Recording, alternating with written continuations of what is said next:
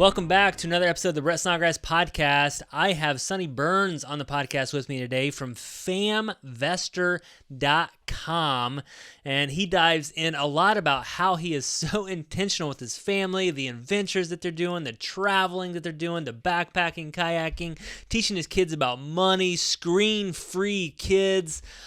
It is just a crazy, amazing episode with Sonny Burns, and that's the episode we got for you guys today. But I want you guys to go over to our YouTube channel, Iron Deep, our YouTube channel at Iron Deep. Please subscribe, leave a comment in the comments section on our YouTube channel at Iron Deep, and also go to irondeep.com. And if you're looking for retreats, events, transformational leadership types of events coming up, go over to irondeep.com and apply. We will put you on the list. Our very first one was in the Rocky Mountains in Timber Lakes, Utah. We had 31 people there, and it was amazing. We rocked the house. It was called the Men's Awakening, and we're going to have other adventures coming up. We got a Guatemala trip coming up in January 2023 that we're putting together, a mission trip. We're going to have a lot of other leading in the wild types of trips, hiking trips, very intentional, drawing out your roadmap to fulfillment types of trips. We are very, very intentional about you living a fulfilling life with the foundation of Christ. That's what Iron Deep is all about. Go check out irondeep.com. I want to introduce you to my good friend now, Mr. Sonny Burns. What's going on, Sonny? Hey, Brett, good to be here. Yeah, man, I'm super excited about this podcast because I met you. I think we were just kind of exchanging some messages back and forth. It was been 2 or 3 years now, but I was always fascinated just by your family's life. You're like one of the most unique families that I've actually had on this podcast, just how you are so intentional about your life, and we're going to be digging into that, the adventures that you guys are doing, traveling. You're going to stay a year in Japan. We're going to talk about that, and just all the stuff that you're doing that I think is just so rare in our modern culture with family. But before we get started, man, let's just tell us a little about you. Like, give us a little background on Sonny Burns. Sure. So I'm 32 years old, living in the northern New Jersey area. I'm married, going on close to 10 years now. We have 4 kids, 7, 5, 2, and a 10-month-old. I still work full time for the Department of Defense as a research engineer, working on munitions mostly. We'd have rental properties. We run a podcast, we run a YouTube channel. We've done some Amazon FBA investing, regular stock investing. We've even rented our cars out on Turo. We have a few like Airbnbs and short-term rentals. That's a little bit about me. Yeah. No, it's so cool because it seems like you do investing with just life. I mean, a lot of different things. Number one, you save money because you're a frugal family, but you're also always looking for different ways to invest. You mentioned Turo, like renting out your cars and things like that. Like, have you always been this way? Has this always been Sonny Burns' mindset? Is this your wife's influence? Like, tell us about like your mind behind that, and where do these ideas come from? Yeah, I think both of us, grew up pretty poor relative in the northern New Jersey area where a lot of affluent living goes on. Just growing up without a lot of money, my brother and I, we'd be out snow shoveling, knocking on doors every time it snowed, trying to rake in some money. I heard your story, Brett, selling candy at school. I sold candy to my siblings. Yeah. I'd go to CVS, buy the bulk bags and sell it to my siblings. And, I'd sell other things at school like magnets. And so I always just kind of had this entrepreneurial spirit. And I think it just came from this hunger to have a little more than I had growing up. And, as we were getting married and starting to think about our future, I wanted to have that financial security for my future family that I never had. I loved my family growing up. My parents have the best relationship, one of the best relationships I know. And that was the most important thing, of course. But I wanted to have that same amazing relationship with my wife, but also provide for my family that financial security that I never really had. Yeah. No, definitely. I remember you guys had just got married, so now you're 10 years. We're getting ready to go on 10 years too, so congratulations on that. We're kind of in the same boat. I got 4 kids as well, so we're like very similar. But I remember like the first couple of years after you guys got married, you did something kind of crazy that I don't know if my wife would have signed up for, but you ended up living with your family, right, to save money before you went out and got your own place. What was that like, and how did the relationship kind of work out through that whole experience? Right. My wife is actually 2.5 years older than me, but yeah, so she was working as a teacher, making like 50K. I had just graduated when we got married, and I was making like 50K, so like 100K together, which was pretty decent, as a government engineer. But we could have easily gotten a cheap apartment, but we really wanted to save for our future, just frugal, and wanted to have that capital to start investing because we had plans, we had goals. So yeah, we lived in my parents' house. There was 9 adults, just one bathroom in that house. Because yeah, I'm one of four, so our siblings were there too. My siblings were there too, and yeah, so that was kind of crazy. I was peeing in the backyard some nights, which I didn't really mind. But anyway, we I think we saved $75,000 in 2 years' time. Mm. So my wife, she was all about it too because she wanted that financial security. She actually grew up homeschooled, so kindergarten through 12th grade. Her mom taught her and her brother. And she eventually went to college, became a teacher and all that.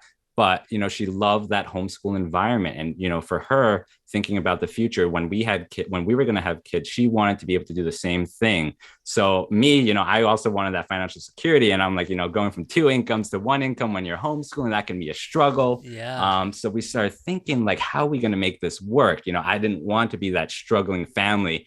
I would do it, but I wanted to make, that financial security. So we started thinking about things. I started listening to podcasts, and, we had this goal of starting real estate investing. And because of that goal, we needed that capital. And because we had that vision, we knew it was worth it. And honestly, it was a blast. I think it was awesome that my wife was with my family for 2 years, learning our culture and knowing why I am the way I am. And Yeah. she loves my parents now. And it was a really good relationship, a Yeah. good experience for us. Yeah. No, that's awesome. And it's funny because here in America, it's just kind of weird. It's kind of like just really, really rare. But in a lot of other countries, other cultures, that's very normal to live with your family, bring in your in-laws or parents, and you guys all live together, right? I mean, I've been studying some of the other cultures, and that's like what they do. That's their normal thing. And it's really awesome just to kind of be that close-knit family. We're so individualistic out here in America. Right. So you guys are very frugal. I mean, we were talking before the show, like everything that you kind of have is secondhand, and Yep. just you've always had that mindset. But here's what I've seen happen, and I've even seen this happen in my own life. A lot of times we start out that way. Oh, I'm going to start this business. I got to save a lot of money to get this business going, put my money back in the business, and then 5 years, 10 years later, you start to have this drift where you're like, oh, well, we have a little bit of money now and we'll live our grandest life. We want upgraded experiences.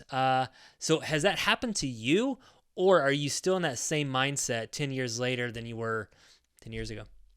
Yeah, no, we definitely, kept our expenses down. We're still very, I call it like defensive finances, where, we try to limit that expenses as much as possible. Because, if you don't do that, then yeah, your offensive finances has to constantly pick up to make up for that excess that's always going out the door. And I didn't want that, I didn't want that lifestyle of me having to work 60-hour, 80-hour, 100-hour work weeks, and just not have any time for my family. So that's why, for us, it was so important, to keep that frugal lifestyle that we were raised with, and not become accustomed to this fancy lifestyle. So yeah, we've never, yeah, we've been very good. We've done travel hacking. We've done, and then, all of our adventures, if you like look at us, we just love going like backpacking. We love going. This summer, I took all four of our kids backpacking. We went kayak camping. We did bike camping. And, all those things are very cheap. Sure, but like you have to buy the gear and stuff, but all that gear, we went to garage sales, picked up a tent for $8, sleeping bags that were used on Amazon's warehouse, things like that. So there's cheap ways to do it. And once you have that stuff, you can just go out and have an awesome, $20 camping permit adventure over a weekend. Yeah. No, that's so cool. And I was, again, looking at your website, famvestor.com. You guys are always doing these travel adventures, like you mentioned. And it's just kind of like everybody's dream. Everyone wants to do that. You're like, oh, I want to have this big adventureful life with my family. I want to travel the world, go see the mountains, and just do all these things. But rarely do they actually have the space, the margin, the time to do that. And you guys have been able to do that. So talk about that. Like, what's the vision for the Burns' family? Like, talk to us about that a little bit, because again, yeah, you're doing all these great things, making all these memories with your family. Yeah, what's that even look like? What's the vision? Yeah, I wish I had a clear vision. I know we've sat down, we do New Year's goals with the kids too and try to talk about things, but our oldest is 7, so nothing concrete has really come out.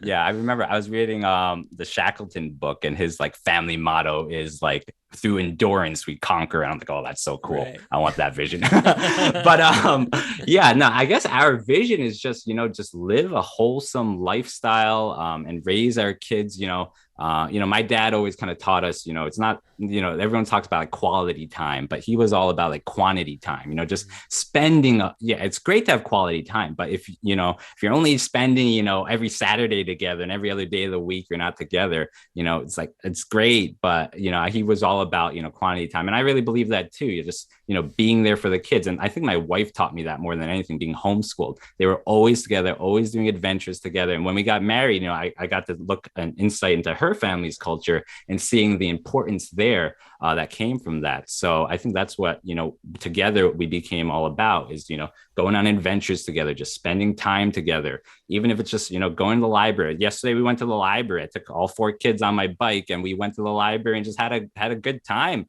That was an adventure that we had over a weeknight, Yeah.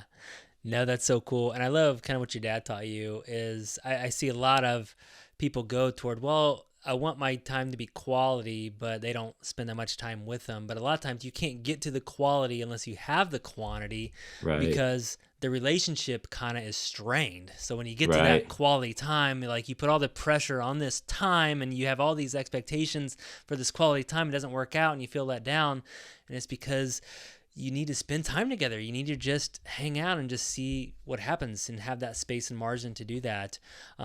What's it like? Like, you seem like you do some of these undistracted adventures, backpacking, outdoor hiking, biking, things like that. Like, what has that been like for your family to get out and do some adventures that are away from the world, away from the home, more undistracted, intentional time together? Like, what's that been like versus some of these other things, I don't know, around town? Yeah. I don't know. I guess it's just something our family is kind of, I never grew up camping really. My dad never took us camping. I think the first time I went camping, I was probably like 15 or something. Some church member had like a camping trip and we decided to go. Yeah. I don't know, it's just something we always did. And I feel like, our kids, my boys, since they were little, I would take them out camping with me and, my wife would come too sometimes. And now it's just something we do. Her family, that would be their vacations. They would go to a campground because it's cheap, like $20 a night. You don't go to $100 hotel, you go to a $20 campground and you have a good time. Yeah. So it's something she was used to and something that I really got into as I got older. So we just incorporated into our family. And my kids love it. Whenever we say the word camping, they're all gung ho. They want to get out the door. And I think awesome. So many times people wait, they're like, oh, they're too young. They can't go. But then they wait till like they're 13 and then they're like, oh, let's go camping. Like, I don't want to go camping. I'm just going to be on my smartphone all day. Why do I want to go camping? Right. So yeah, I feel like there's a gap in there because I have a 15-year-old now and that's what she'll say. She's like, I don't want to go camping. I don't like bugs. That's her comment, right. So. Right. My kids, like you'll see my 2-year-old, she'll pick up a millipede and just like hold it right in front of her face. And I'm so impressed with my kids. They're like so not squeamish, and I'm even like more squeamish than them. We were out kayak camping 2 weekends ago, and my kids, on my older 3, they each had like 3 frogs in each hand, and I'm like, this is crazy. That's so funny. It's so funny because my dad didn't really take me camping that much, and I wasn't kind of in the outdoors that a whole lot, not a hunter, things like that. And I actually really, really enjoy camping, but I felt like, I don't know if I'm like unqualified. I feel like every time I go camping, I'm like, I don't even know what I'm doing, right? I'm like, how do you put this thing together? And did you feel like that? I mean, did you learn how to camp? Is that what? Yeah, that's a good point. How did I learn? I feel like, me and my buddies, we went on like a 3-day backpacking trip as soon as like we graduated high school.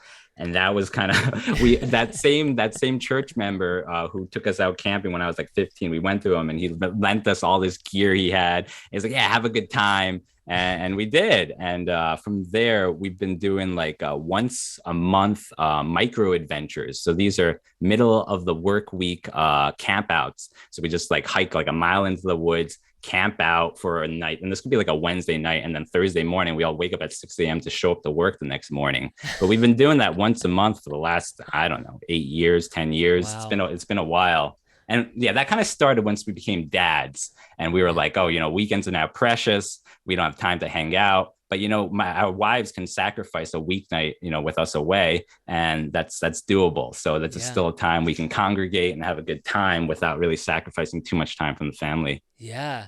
And that's really kind of where that bonding comes in. One thing I've noticed is that especially men, so I work with a lot of men, a lot of business guys, and we're just kind of lonely. We don't have, Mm-hmm. I think statistics say like we just don't have any friends. It's like we're Right. so lonely. Like if you think about if you have a problem or something's going on and like who you're gonna call, like you don't know because you don't have any friends hardly. Right. So has this been something that you've been, just kind of deepening your relationships with other guys? Just kind of Yeah. yeah. Yeah, like I said, we've been going on like I think around a decade now of doing this like once a month, and like we were saying, like I didn't know so much about camping, but one of those members was an Eagle Scout, so I just started picking up things from him. Oh, that's how you make a fire, and Yeah. okay, that's what you use that for, and oh, I should buy that as part of my gear, and just by trialing, you start gaining that experience, started gaining that confidence, and Yeah. then you're confident enough to take out your kids too. Yeah, that's awesome. I'm typically the guy that brings all the fire starter equipment. Like I got a bin just of fire starter stuff. But I do too. um, that's awesome, man. So you talked about homeschooling a little bit, your kids again, which is different. I mean, back in my day, homeschooling was just rare. Like we didn't do that. People that did homeschool were like, "What are you doing?" That's kind Right. of nuts. But it's starting to really catch on. I've heard this more and more again, especially entrepreneurs that want to do adventures, that want to travel. And you mentioned obviously your wife kind of taking the reins of that homeschooling adventure. But what's that kind of been like, with your family dynamic and maybe even you working? And I know you maybe go to the office, but a lot of our entrepreneurs work from home, possibly, Mhm. and that dynamic of the kids being at home too. But what's that whole experience been like for you? Yeah, no, homeschooling has been really great. I went to public school and I can remember, especially in elementary school, actually most of my schooling, I was just in my head most of the day sitting at my desk for 9 hours or 6 hours. And I'd just be thinking about not what the teacher's teaching. And, I just recollecting about that and then just recollecting or just listening to my wife tell me about her homeschool journey and how much she loved growing up being homeschooled and Mm, doing all these adventures with her family and just the way she was raised and just seeing how she turned out, and I just, and meeting all these homeschool communities because we're part of like co-op programs where, on Friday, we're part of a forest school group. So we'll go hiking every Friday with other homeschoolers and learn about nature and things. So there's a lot of places to plug in for socialization and things like that. But no, it's been great. And, I can start teaching my kids about things that I think are important about like finances and gear their education towards things that I think are very relevant. And, there's some things that are being taught that I think are just completely irrelevant in school. So I'm glad I don't have to filter all that out either. mm-hmm. So yeah, just in general, it's been great. I love the way my kids are. I love who they are. I love being with them. And I think part of that is just, how they've been raised with us and, everything they've learned being homeschooled and also just the flexibility of homeschooling. You don't have to do this September to April or what is it, July curriculum. Yeah. So there's so much more flexibility there. So not just flexibility, but financially, we can travel in the off season.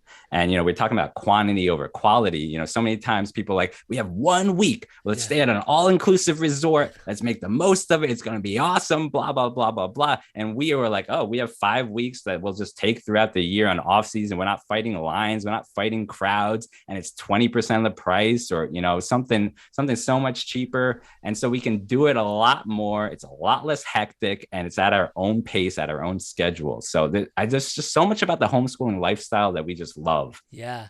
Yeah, it's crazy you just brought that up because my kids go to a private school right now, and we are thinking about doing something over Christmas, like after Christmas, going on a vacation. And my wife and I like to go down to Mexico. We're thinking about doing this all inclusive down in Mexico. And usually, when we do the all inclusive, we go whenever.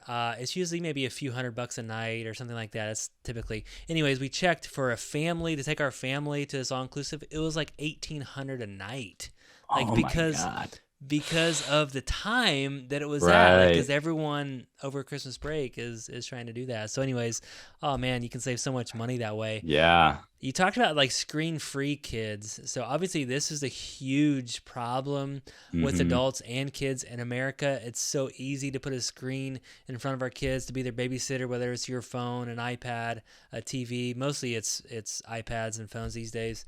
But you have kind of tried to go this route of screen free kids. I read this book called Simplicity Parenting. I don't know if you heard of that, but talked about going screen free and really letting their kids' imaginations go wild, and they don't get that from their screens. But how long has this been going on, and what's that? A lot of parents are like, "There's no way I could ever do that." And Right. what would you say to them? Yeah. Yeah. So our story with Screen Free, I guess, begins when we were living at my parents' house. And, we did have, I think we moved out when my eldest son was 6 months old. Was it six? No, maybe it was like a year and a half because we were doing renovations on the four family we had bought. So we didn't move in right away. But anyway, yeah. So my parents had, a TV in their living room, the centerpiece of the house, as most households are. Right. And, with eight other adults or seven other adults in that house, nine of us total, the TV was on a lot. And every time we'd go past the living room, my son would look at the TV and he'd be mesmerized. He'd become a zombie. He'd want to Yeah. sit down. And he'd always, even if the TV was off, he'd always point at it. Even at like a year old, he'd Right. point at it, point at it, point at it. He'd want it. He'd want it. So, my wife and I vowed, once we bought our own house, we weren't going to have a TV. We just weren't going to have it. So he wouldn't point at anything. There'd be nothing for him to be like, I want that. So that's what we did. When we moved out into our four family house, we didn't have a TV. When we bought our next three family, when we bought our next four family, we never had a TV. Even to this day, we have a single family house. We did buy a projector screen and a projector that we bring out every Thursday night. We have a movie night. And that's our TV dosage for the week. The kids Yeah. love it. It is dependent on their studies a little bit, but usually every Thursday we will do a movie night. We'll have popcorn. They can choose between pizza or Chinese food, and we have a good time. Yeah. And it's a family affair. But yeah, that was make a deliberate decision not to have a TV in the house. I think has made all the difference. And sure, we have laptops around. So that does come out every once in a while, like for the Thursday night movie screens. There is some like online homeschooling curriculums that we do dabble in a little bit, but first they have to like get through a lot of their core curriculum, and then we let them go on that. But there's definitely like no screen time unless all the lessons are done, and it's really on rare occasions I'd say that they are on screens at all. Yeah. Well, obviously, you're just aware and you're very, very intentional. You're not letting it overtake your life or their life, because obviously screens are going to be a part of their life in the future, and they need to navigate how to use that. Obviously, at young ages, they don't know how to do any of that, but just kind of teaching them, but just being really intentional about it with their work, right? Right. Is awesome. You also talk about I was reading your website, Famvestor, and one of the things you talked about is kind of freeing even yourself from like addictions. My wife and I, we've been talking a lot about just how addicted our country is Mm-hmm. to whatever, and we don't even realize it, to addicted to so many things. Like obviously Mm-hmm. there's addictions like alcohol and drugs and stuff like that is very, very noticeable, and people know maybe if they're addicted to those, but all these other things that are very subtle, like one of the things my wife and I have been talking about is number one, like I've been addicted to caffeine and coffee. Like people have to have their coffee. I can't function without it, right? So number one, I'm addicted Right. to that. Sugar. We've been talking about how all family functions, all birthday parties, everything revolves Christmases and just Yeah. sugar. And you go to the grocery Insanity. store, it's like 80%, it's all sugar. And we get so addicted to sugar if I don't get my sugar. Right. And then being aware, obviously phones, technology, we're all, most people are addicted to that. But one of the things that you've been intentional about is freeing yourself and possibly your family from addictions. Talk to us about that.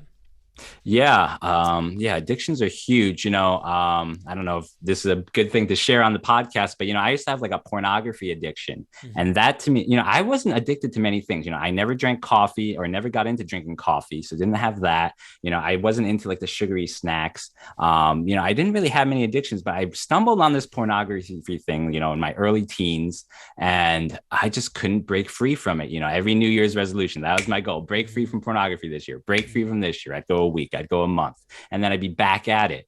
And Mm-hmm. I just hated, that my mind could not take control over my body in this one aspect. Mm-hmm. And so when I finally got free from pornography, I was like, that's it. No addiction. I'm never doing drugs. I'm never smoking. I don't drink alcohol. I don't drink coffee. I don't drink alcohol. I don't do drugs. And I've been porn free for it's been 12 years Wow, now. that's awesome. And that was a huge journey. I could talk a whole episode about Yeah. that. But yeah, and just these addictions are just they're crippling. I hated myself. I hated who I was because of my addiction. Mm. I felt like I had a two-face. There was a part of me that I loved, and there was a part of me that I hated, and I just couldn't reconcile with myself and couldn't fully love myself. And it was just something I battled with for years. And so, once I ever overcome, and I made a life vision, my life vision, I'll read it real quick, or my life purpose. My life purpose is to be a role model with a sound body, no addictions, financial independence, and a strong, loving family that can inspire and empower others to invest in their families.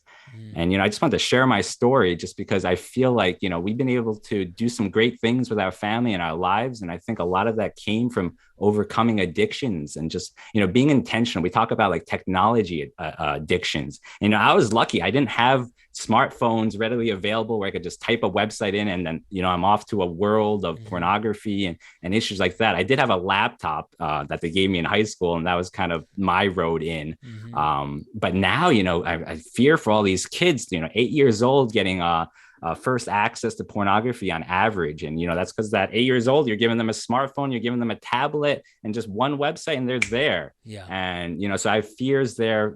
We've been intentionally reading books on like, what's the book we like? Anyway, if I remember, I'll let you know. But we've read books on stuff like that. Good pictures, bad pictures. Yeah. That's the We think book. we just got that one. Yeah. Yeah. So just we're trying to be intentional, and I'm trying to talk about these things with the kids. But yeah, I think there's so much out there now, social media addictions, and just it's so easy after a hard day, just to go on Netflix rather than to talk to your spouse, or do something intentional, wholesome with your family. It's so easy to just all sit down in front of the TV every single night and just look and not really have to think or proactively do something that's wholesome with your family. Yeah. And it's an easy way out, and it's an addiction. And yeah, I think it just requires effort and intentionality. And once you start doing something for a while, it becomes a habit. It doesn't become as hard. It becomes Mm-hmm. enjoyable. It becomes something that you just go to naturally.